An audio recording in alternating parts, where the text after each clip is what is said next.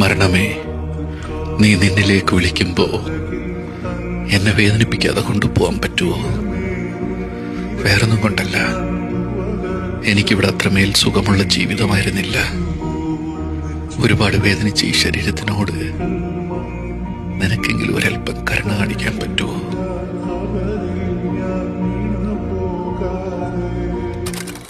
നീ നിസ്കരിച്ച നിനക്ക് ഞാൻ നല്ല മരണം തരും. ഇത് ഞാനല്ല പറഞ്ഞ, അള്ളയാ പറഞ്ഞേ.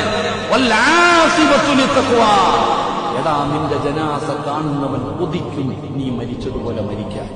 നിനക്ക് ഞാൻ നല്ല മരണം തരാം. നീ 5 നേരം മരണത്തിലേക്ക് അടുത്തുകൊണ്ടിരിക്കുകയാണ്.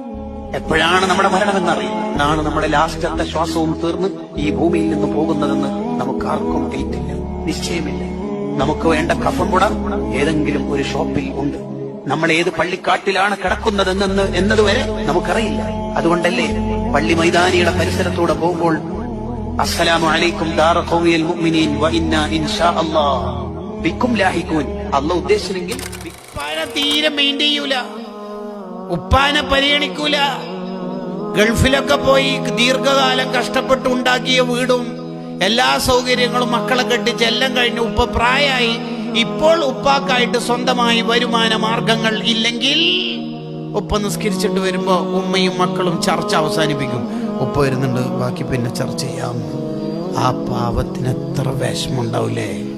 ഉപ്പ പൊതുവെ കരയൂല, ഹൃദയം കൊണ്ട് അങ്ങനെ കരയും. എപ്പോഴെങ്കിലും കണ്ണിൽ വെള്ളം നിറഞ്ഞാലായി. എന്നെ ആർക്കും വേണ്ടാന്ന് തോന്നിപ്പോകുന്നവരാണ് നമ്മുടെ നാട്ടിലെ കൂടുതൽ ഉപ്പമാരും. ആർക്കും വേണ്ടല്ലേ.